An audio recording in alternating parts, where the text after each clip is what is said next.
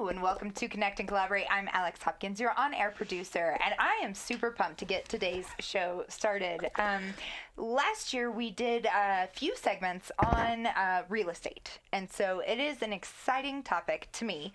One, I've been in the market for, 6-7 years trying to buy a house.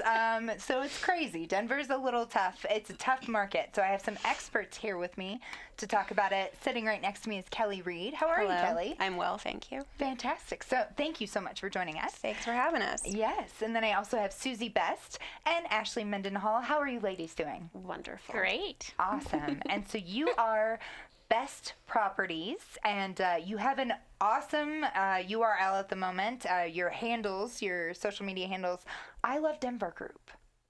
So that's awesome that was available for you. I'm surprised that wasn't taken, but that's a great way to look you up. I Love Denver Group and also Best Properties. So tell me a little bit about how this got started. I'm going to start here with you, Susie. I want you to give us an overview because it is a Keller Williams Urban Elite. So tell me how that works. So how the company got started? Yes. The Best Properties and I Love Denver? We'll start with the Keller Williams and franchises. Okay. Yes, if you don't mind, just to explain what that is for our audience. I am going to back up even a little bit more. Perfect. I have been working in real estate for 16 years with Best Properties and... Sorry, I've been working in real estate for 20 years, and I'm with Best Properties as my company. And real estate brokers, we work as independent contractors within companies, or we can have our own shingle and be our own business.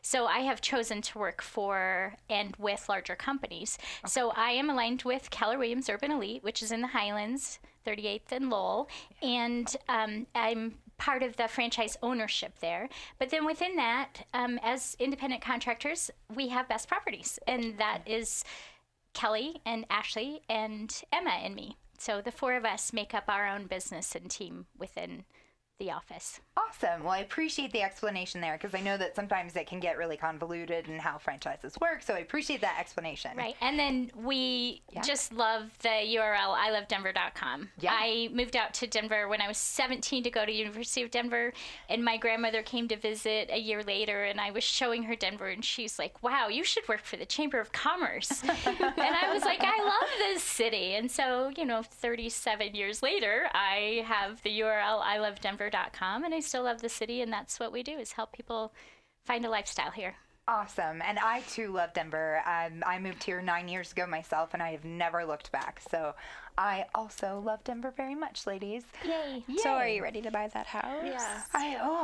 We're not gonna Ashley, drop would that you one. Ashley's gonna pull up the MLS right now and start looking while we continue this. We're gonna prioritize here. Yeah, I can give you all of my information of what I'm looking for. Shall we do an initial consultation? While we're here. While you're here. I should actually go and try to find a house and be like, is this the one? Just based off of vibe. Oh, can I tell you that I need it to be bright pink? Okay. Awesome. Done. All right. I have the house, actually. Oh my God, I'm so excited for this. We may take this out of here and do offline, and you can show me the house and get my reaction. That'll be so fun. Never know. We're good shoppers. We are good shoppers. Ashley's probably the best. Really? Expertly trained at shopping. She's the best home finding personal shopper in the city. Really? Laser focused. A lot of agents, I was joking and now I'll get serious. A lot of agents, when they're nowadays, the information is on public domain. So you guys see the property listings at exactly the same time as we do. Okay. So I think a lot of agents get a little bit lazy and they put people up on a property search and just email properties when they come up and let me know what you want to see. And what our team does, Ashley and Kelly both are excellent at this, is really curate the list. So they go through and they look at the properties and they actually will push out and say, hey, these 3 properties came on the market that look like a perfect fit for you. And it seems like a really obvious thing to do. Yeah. But so many agents now just kind of put people on a drip and say, let me know what you want to see. And most buyers don't really know, and they can't see through. We are so experienced at seeing through photos to know what it means and what it's like. And those fisheye lenses hide a lot of sins. Is that the Valencia filter? I know. Yeah, exactly. Yeah. And you got to do it on the right day, so you make sure you have the right lighting and everything. Like, well, there's and addresses. Kelly jokes that I have a built-in GPS system, but She does. She really does. It's enviable. She's like, that's the one in front of the 7-Eleven, and there's like that cow statue, and like the guy with the weird toe lives next door. Like any address, throw it out, and she'll tell you. The guy that eats Taco Bell like every night. Like, but she it's knows. how and that so you know my house. I know, the pink one. yeah, the pink one on the corner. Yeah. But But we love it's helpful to streamline the process. Yeah, because we can call, because, they can send a property and say the client loves this one. And I'm like, I don't think it's worth anybody's time to stop everything and run out and look at it, because it's one house off of a really busy street and it backs to commercial, et cetera. And so we can save our clients a lot of time. Awesome. Well, yeah, and I imagine, so is it kind of like, because couple things. I feel like it's kind of like a matching service.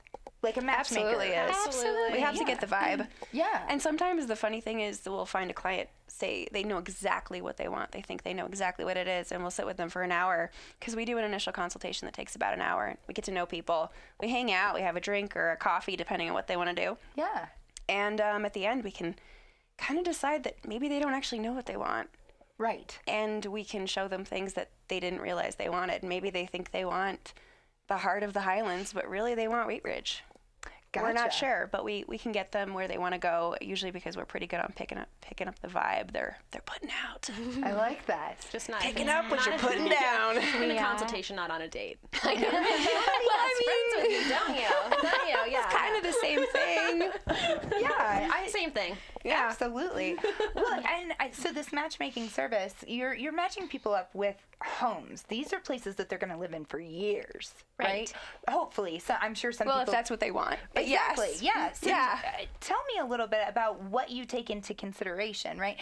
I'm sure that you have somebody that comes to you and they're like, I need 2 bathrooms. I need 3 bedrooms, right? I need that 2-car garage.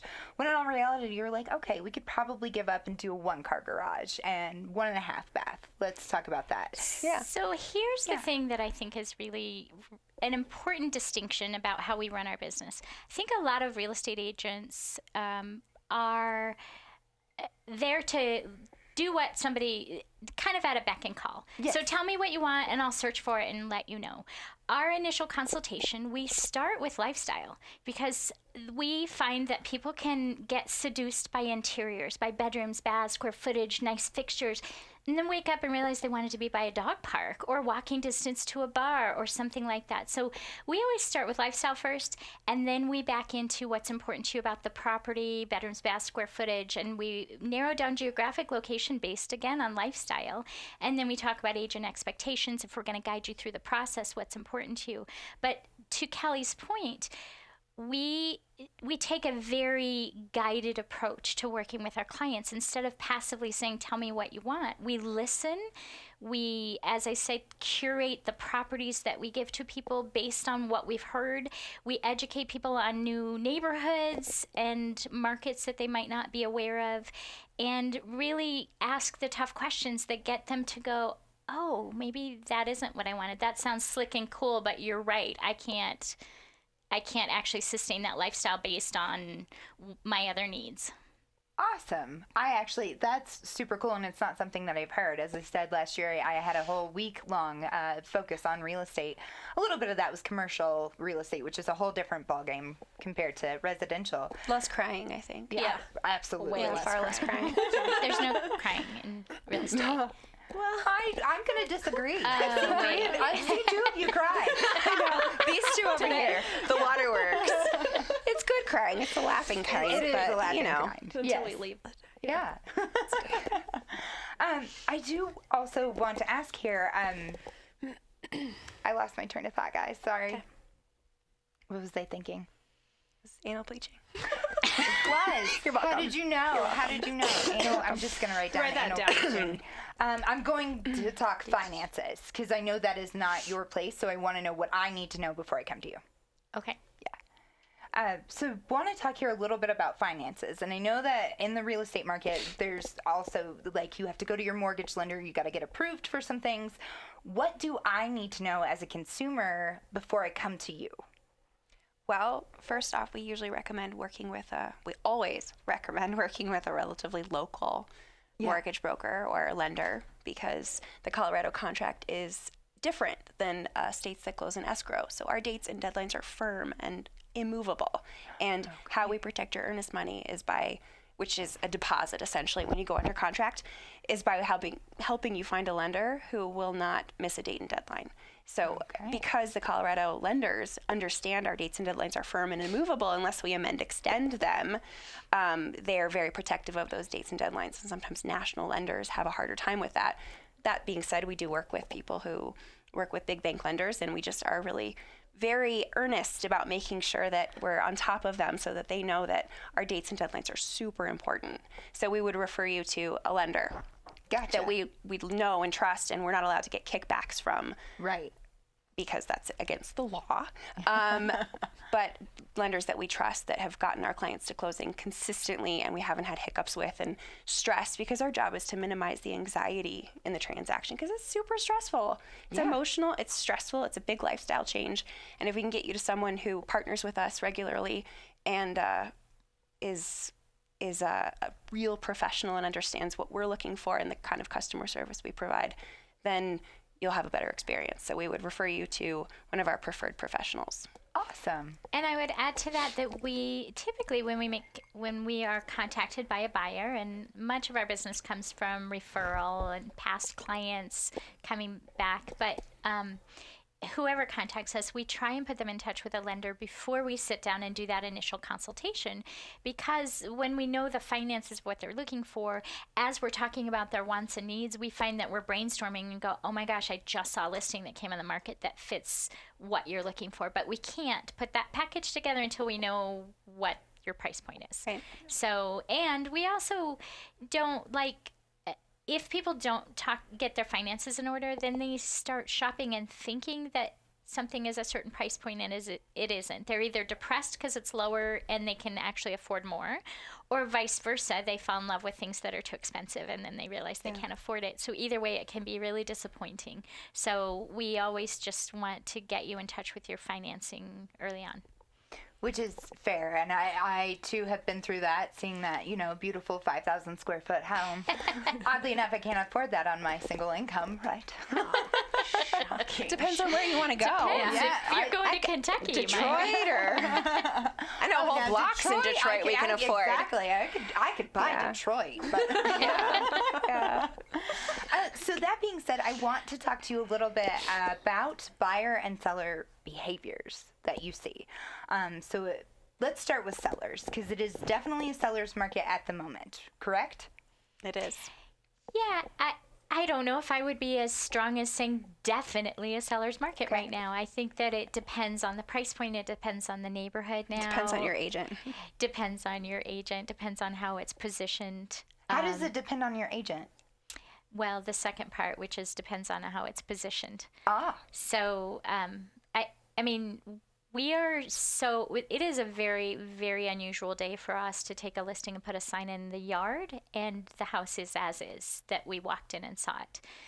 We have, Kelly's our listing specialist, but we have certain ways that we do it. Now, it would be as is if somebody lives in their house and it's lovely and it's impeccably clean it's and never it's as current, is. But you're right, Never. it's never as is. Never. Even the cutest houses will still add things to it. But Kelly, do you want to talk about our two different? We have two different types of listings that we work, or ways that we manage our listings. Okay. One is we call a facelift, and then the other we call a mini flip. Yeah, And we're pretty full service. Yeah. So we can just recommend a painter and coordinate and get them in, and that's a little facelift just to freshen it up. Yeah. Or change out light bulbs. Something as simple as changing out light bulbs from some the slow warming up ones so that immediately it's bright and that the color is right. Yeah. My background's interior design and home staging in luxury markets. So I try to get into a house and treat it with the same sense of importance I would like a $20 million house on the coast in California, which is what I was doing for a long time. But Kelly is sort of savant-like with inventory for IKEA and Home Depot and all of the. We can make things look impeccable on a shoestring budget, which is really our skill, to turn these houses around so that they look like they're in fantastic show condition. But it's a small investment for a great return. In every neighborhood, there's kind of a small grouping of listings that come on every weekend. Yeah. So our goal is to be the belle of the ball. We want our listing to be the one everyone's competing over. Gotcha. And right now the market seems to be some houses are sitting a couple weekends. Our houses sell the first or go under contract after the first weekend because we are always that belle of the ball that everyone wants. Nice. And it's because we think of every detail. And also from working with so many we work very heavy on the buy side as well. So knowing what's going to be an objection. So if it's a listing, Absolutely. what would a buyer have as an objection if they walk into that house? Is it lighting? Is it paint?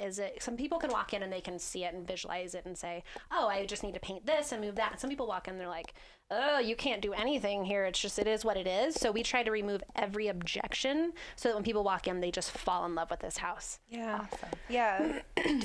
It's sometimes it's as simple as paint. Sometimes it's as complicated as putting in a bathroom. Yeah. We're doing that in one of our listings right now because it's not that complicated to do. We know a lot of vendors. We can make it happen and project manage it. And that's what we do for our mini flips. It's pretty much a bit of an overhaul, and it can be as complicated as adding a bathroom into a property to give it that 2-bath. Yeah. 3-bed, 2-bath versus 3-bed, 1-bath. Right. Exactly. Yeah. And it makes a huge difference. And the homeowners don't often. We work with vendors every day. We have a plumber on speed dial. We have a tile guy that will answer the phone, and we have a guy. Our electrician we literally have in our phone as Bob, our angel guard, because he's come through for us like so many times. But they text us back. They call us back right away because we work with them so much, and we can get them in a property and prioritize it versus a homeowner who's going to say like, oh my gosh, a bathroom remodel. I don't even know how to do that. I don't know where to begin. Right. We'll take that on. Wow, that is very full service. Get used to me. If you want to listen to us, I'll be living with you. You'll see Kelly a ton if you sign on. But we almost consistently can say an investment of $8,000 is going to get you a $30,000. So we almost always know what that return's going to be. But we will never HGTV mini show. We do behind the scenes. Look for us. But we're available. Yeah, far more comical too. Yeah, I'm enjoying myself for sure. Oh, good. Yeah. So one of the things that came to mind here, do you ever get somebody that's like that loves the way you've decorated a place and they want to buy it all? Does that ever happen, or is that the staging? With my home staging a lot, and I would always be like, are you sure you want to know it's from IKEA? Because this is a $30 million house. And they'd be like, blush, and then walk away. So, yeah. I mean, it's happened. We do have a really great stager that we work with, too. We do. Yeah. Everyone walks into our open houses and I have this? We've definitely had buyers hire either Kelly or a stager to help. Well, with Kelly, she just helps them. But to give pointers on how to decorate the house once they own it. Yeah, I tend to continue a design texting thread with our buyers and sellers long after they close. Yeah. Caitlin. Yeah. Hello, Caitlin. Are you watching? That's awesome, though. What great amenities you offer. That's definitely something that I've not heard from any. Well, especially in a seller's market. A lot of listing agents just throw a sign in the yard and walk away because it's really easy to do that. Yeah. But, I mean, it would break my heart if somebody went on the market with chartreuse bathroom or something. Well, and I'm also part of what I need. Unless it's point chartreuse with like a brass fixture. Oh, yeah. Okay. You know what I mean. Oh, that went right. No. I feel that. Right? I would say that I am so fortunate to have these amazingly dynamic women on my team and in my business because they bring a very relevant current aesthetic. And you can see it. I'm going to, give a shameless plug for our Instagram page, but it's our Instagram page is an amazing reflection of the design sensibility that we bring. And what's nice is that Ashley, as a buyer specialist, will walk in with a buyer and she can say yes, and if you add this color or do this, and if it's far more extensive interiors, then hey, we have Kelly. She can kind of give you some pointers on what you can do with this house to help paint a vision for something that's not maybe there when we're representing buyers. And then from a seller side, what Kelly does, that expertise to say, let's package your house and market it in a way that these buyers really want it.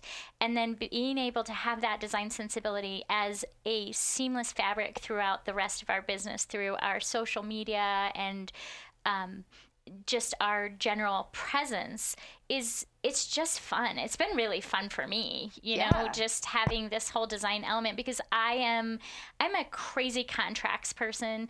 I'm nuts about real estate. I know how to negotiate, and I can get down to We brass call her tacks. the tiny general for a reason. Little big guns. Little big guns. When Small the but ship's mighty. going down, Yeah. Susan's coming in. Bring her in. Bring it in. Bring in the big guns. She's 5'2", but Still. packs a punch. I felt it. But it's so nice to have all these complementary dynamics together. And then of course we are, you know, ridiculously sarcastic and laugh all the time. And one of the things that's, you know, humor aside, that we take as a really high priority for our clients is that we insulate them from the stress and we make this as fun as possible. And the way, you know, for us, the way we know we've done it is when they thank us at the end and they're like, this was really fun and so much easier than I expected and so much And they show more up at our stressful. client events like after we close. Yeah, they come still to show our up. happy Yeah, hours. They still so that's show a up. good And we're like, you sign. still like us? like us. Wow. It's a good sign. So much validation that I needed right now. Exactly.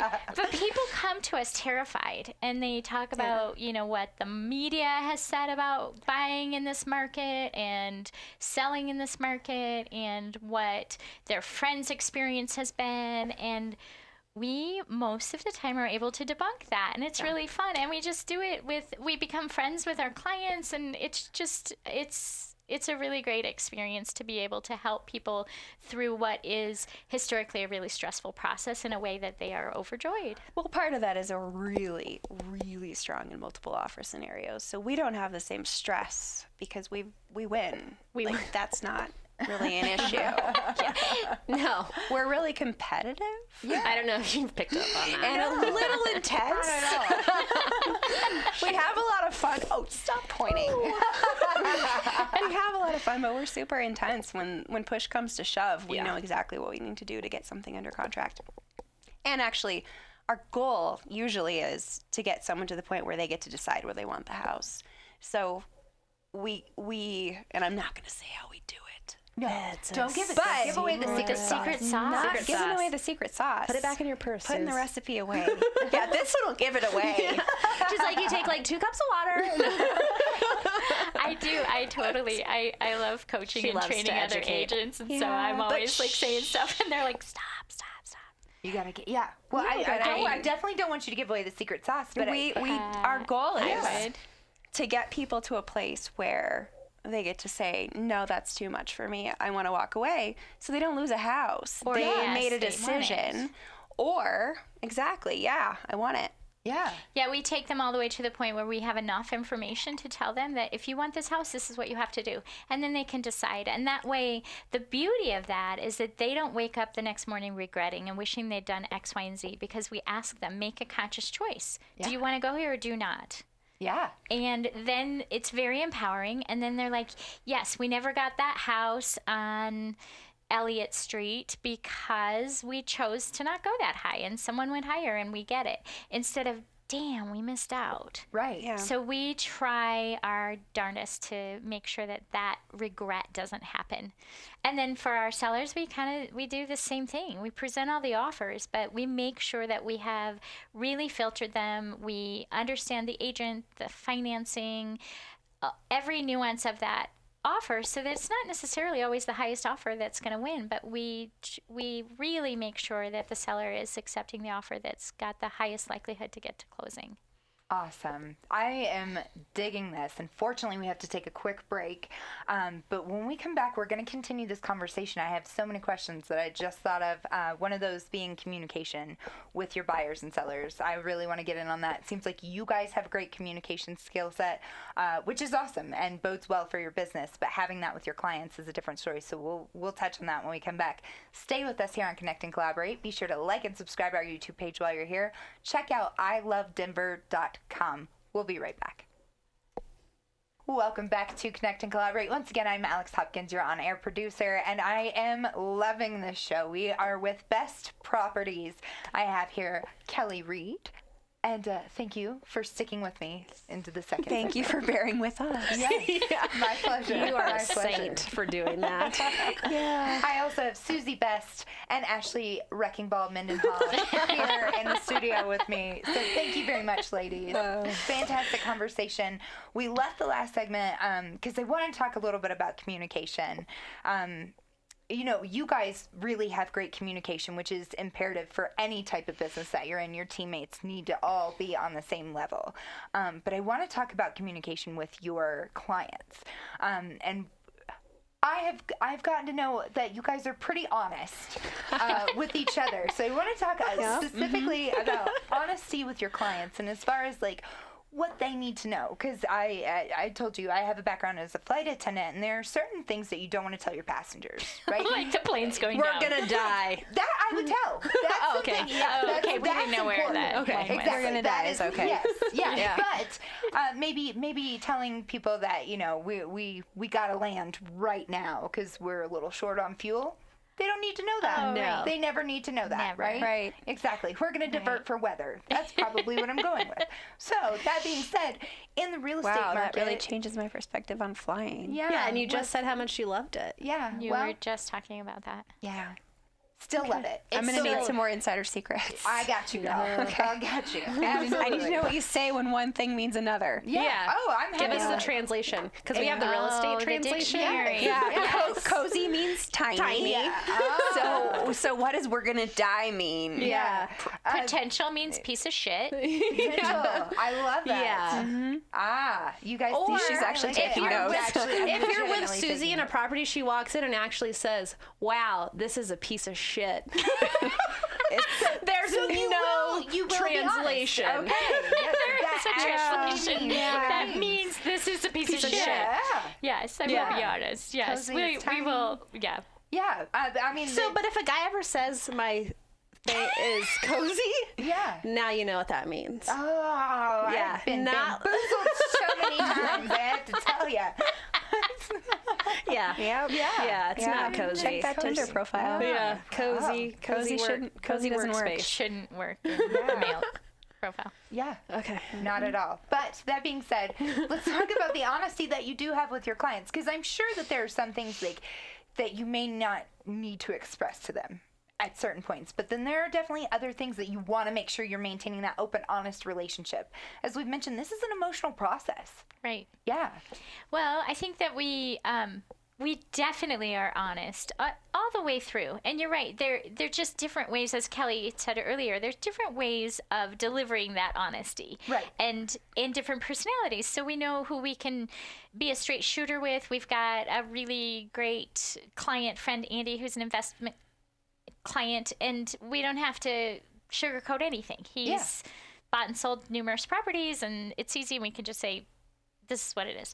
With other people, we need to say, hey, this is kind of normal. This is what we've run into a lot. This is what we're seeing. And what we're going to do is get you some more information so you can make a smart decision about it.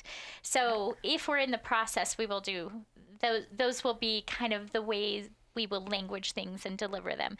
But Ashley's right. We'll walk into a property, and we always want to look at a property. I mean, there's two ways to look at it. One is we're protecting our clients. We want to make sure they're getting the absolute property that they want. And then there's the selfish business side, which is we want them to come back to us, and we want to be able to sell that property. So we're going to look at it from both perspectives and say, hey, this is never going to resell. You might be getting a deal right now, but the deal is because you're next to a 7-Eleven, you're on a busy street, and there's a crack house next door. So, you know, An unremediated meth lab. unremediated meth lab. So It's not up to EPA standards. It's not. Important. Exactly. So we'll make sure that they know all of the issues that are there. And sometimes we have buyers that still want to move forward with something that's challenging. But fortunately, when they become sellers, and I've had this happen, over the 20 years I've done this, they come back as repeat clients and they're like, we're ready to sell. And we know you warned us that we are one house off of a busy street. And we remember this might take a while. And I'm like, hallelujah, they heard me. I hit home with that piece of information. So, we are super honest. At the same time, when you talk about communication, our job is to keep this process as stress-free as possible for our clients. So we communicate with Bitmojis. We have happy hours with our clients. We are lighthearted. We try and make sure we're not goofy when it comes to the transaction. We are, serious about it, but we try to have a really personal, lighthearted communication with them because there's already enough stress that I actually have to train everyone when they work with me how to dummy down communication, to nuance that communication so that it's friendly and easy to swallow and not so businesslike. Because you get hit with businesslike and it connotes stress. And so we actually, in that communication style, even try and just bring it down a level and let people know that we're on their side. And I think my favorite Susieism is what I'll call it is insulate the crazy. Like insulate the client so that if this is kind of going on. And there's always crazy. But we don't find value in going back to that client and be like, oh, the listing agent was this and the buyer was this and blah, blah, blah. And like the whole, we don't go into that whole like frenzy of like, this is where I'm going to prove that I'm, doing a great job for you. It's we insulate that crazy. We do what we need to do and keep the client cool, calm, collected. We're calm. It's all good. I like that. Yeah. And what that means, it doesn't mean we insulate the client from what's going on. Right. We share the information, but we take the drama out of it. Yep. And we bring the lighthearted into it. And we will never share information of a problem without a solution. Right. Yeah. So if somebody gets approved for their loan, you don't tell them about the 7-8 phone calls back and forth to make sure that went through on the right time. We might tell them after the approval happens. Did you get your license? Yeah. Did you? I feel like you know more than you say. Are you hiding something from She's us? hiding something. You're John Bonet and you have a real estate license. I mean, Never know. call me for your next property. Stop it. Hired. And that leads me to a great question. I do have many friends that are in the real estate gig. I have a friend who told me about he ordered DoorDash. And the DoorDasher came to the door, and she was in a real estate blazer. Okay, there is no such thing as a real estate blazer. God. We don't know, given shoulder pads when we get our licenses. I promise you this. I did. Ashley, did you buy them for yourself? she wears shoulder pads well. I really mean, I'm so impressed with that. I'm broad naturally. I don't even need them, but people think that I have shoulder We actually don't let her wear the blazer when she's front-facing clients, but she wears the gold blazer around her house. She does. While you're vacuuming? Takes selfies, posts them a lot. Sings into her hairbrush. Yeah. Yeah. Scripts. I rehearse my scripts in my golden blazer. Yes, in your golden with your realtor button. My pin. Yes. Oh, yeah. I will be here for you. Affirmations. Yes. But I do want to talk a little bit about that because I feel like anytime I bring up the fact that I want to buy a house, oh, my cousin, oh, my sister, oh, right? And so it's funny because nobody does that when you're like, oh, I really need to manage my investments. They're not like, oh, my neighbor's kid is a financial planner. Right. So his dog actually is good at it too. I'll give you Fido's number because he's really new and he could use some help. Yeah. Nobody does that. But in real estate, everyone's friend wants to, get a commission because they're new. Yeah. And that's my biggest pet peeve. Pet peeve isn't the right word. I think where I want to step up for consumer advocacy. Yeah. I find that as real estate professionals, we often don't do a good enough job as the whole profession sharing with the general public the value that we bring to the transaction. And so by default, consumers are like, well, my niece just got her license, and if somebody's getting a commission, I might as well give it to her. And they don't understand this. They don't truly think about this is the largest financial investment most of the time that they will ever make. Right. And you wouldn't probably make a willy-nilly decision on your divorce attorney or your financial planner. But real estate, for some reason, fits in this little category of let me help out my friend. And what we do for our clients behind the scenes that they don't see, and which is a big industry problem, it goes unacknowledged. And so people think it's just easy. All you're doing is writing a contract and show up for the commission. And we are so specific and so strategic about helping people on the buy side write their offer, write the strongest offer, get it accepted, negotiating with the seller, with that agent, getting them through inspection. We've seen a million scenarios. My a former colleague friend of mine used to joke that I could have a deal in the grave and my hand would reach down and clutch it and pull it out of the grave and keep it together. Now, not if the buyer is not intended to move forward with that transaction and they want to terminate, we figure that out. But we problem solve, and that years and years and years of expertise is something that a new agent, someone's niece, and the next door neighbor does not bring to the table. And it's fine if everything is smooth. Right. But if it's not smooth, they don't know how to manage that. And those stories that we hear in the media and the stories of people where their deals are falling out right and left, or they've submitted 14 offers and never got it accepted, it's because they're not getting the right professional representing them. Awesome. On that note, I clearly have professionals here in the room. One of the things that keeps coming up to me is how passionate all of you are for what you do. And we've had a great time. We've joked around a lot, but you definitely have clear passion for what you do. And you bring in such a world of expertise, which is really nice, right? You've got that real estate knowledge. You've got that interior design to look at. You make sure that you're hooking up people with the right houses that they need. I love that you've got all of these moving parts, but you're all one big pedal, right? Pedal pub bus. Yes, of fun. Bus of fun. Bus of fun. I like that. So much fun. Bus. Yeah. Well, I'm going to force you on your professionalism here. Tell me about some neighborhoods that are up and coming or looking good. Cal, you want to start? Sure. I love Edgewater right now. Okay. And people kind of roll their eyes when you say Edgewater because it has this stigma about it. Now, where is Edgewater? Edgewater is just west of Sloan's Lake. Okay.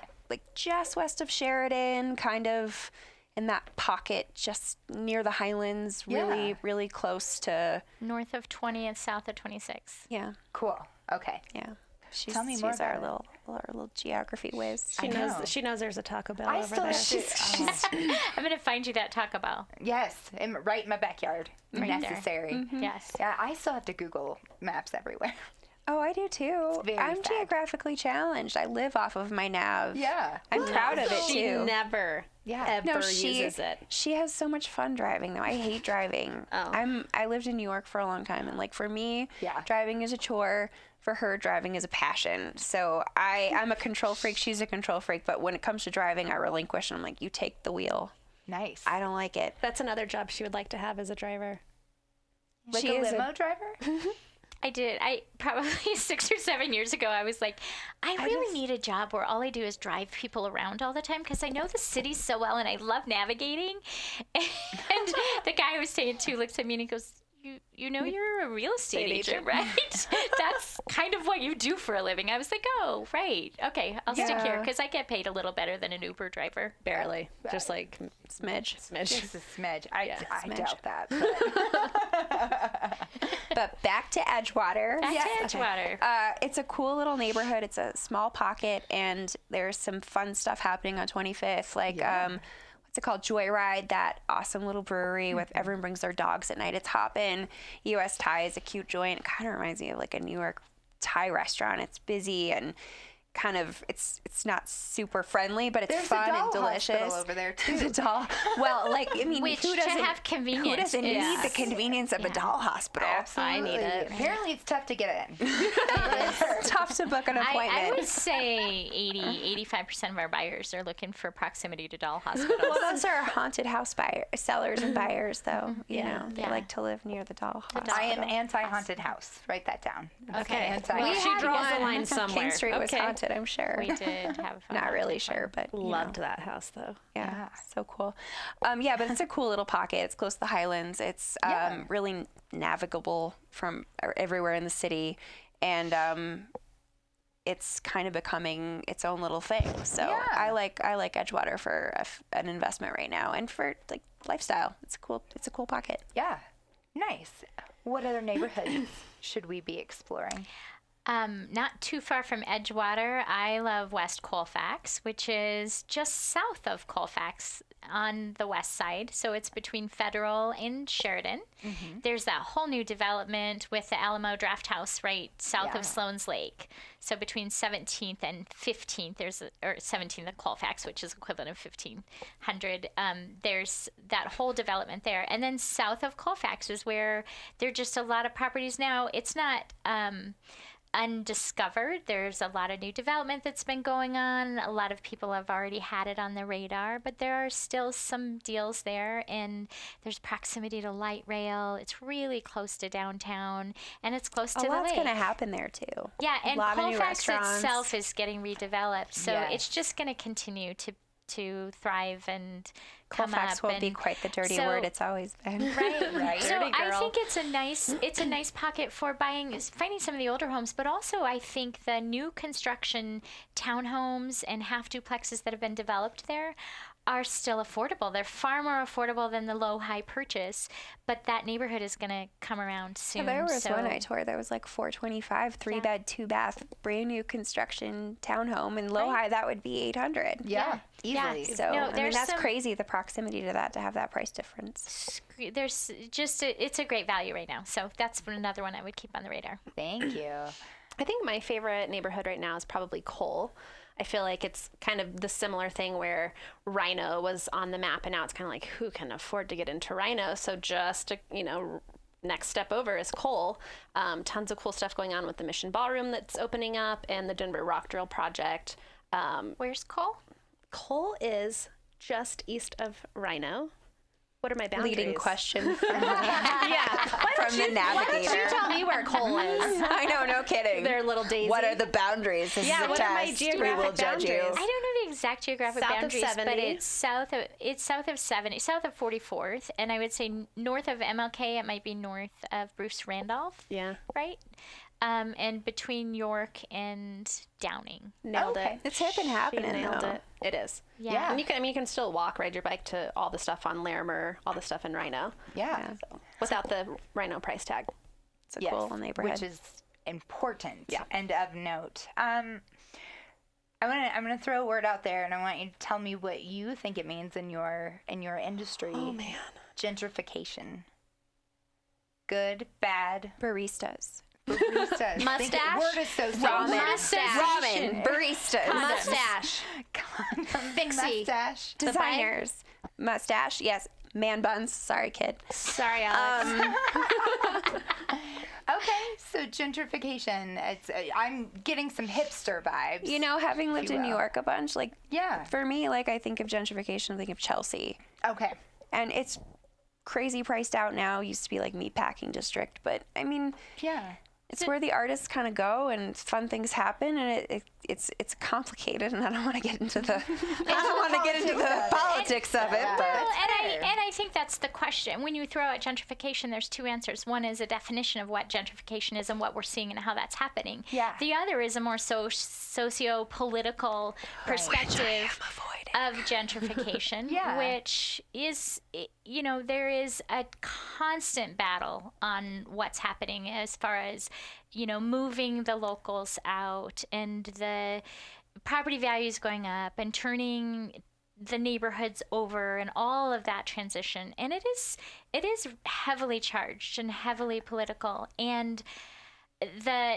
non-political reality is that it happens in every urban center. It's continuing to happen, and I don't see that there's ever going to be a cease and desist to gentrification. Right. There's not a way to stop it.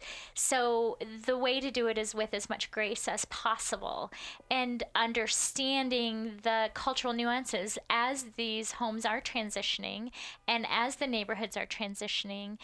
If there's a way to teach cultural sensitivity for the newcomers and the existing residents and understanding how the collaboration happens, that's going to be the best of all worlds. And it just eventually, that transition happens to where slowly, the moving out of the lower income and in with the kind of, more hipster. Well, a lot of our buyers are very city-centric and coastal. We got a lot of San Francisco, Oakland, LA, New York, Chicago. People that are used to living in close proximity to city. They want walkability, and they're not looking to move as far out. And it's not only that, though. I do not find, at least our clientele, thank God, is not a cleansing clientele. They are not looking for Highlands Ranch in the city. Right. They want, desire, and are very attracted to diversity. Now, the diversity naturally, because of the property values, it starts moving out and it transitions, and that is a broader spectrum to talk about politically. But we're fortunate. The people we attract are people that really embrace urban life in every form. And I mean, we kind of joke about urban life. This is Denver. So, we can't really talk to anybody about safe or unsafe neighborhoods, but it is humorous because somebody that moves here from Kansas thinks the entire city is scary. And someone that moves here from Chicago says, where is your inner city? What? Yeah. I don't see anything that is scary at all. So it's always perspective for that. But we tend to have a very open-minded demographic that we attract, fortunately, and that's one of the beauties about being in business for ourselves and having our own businesses.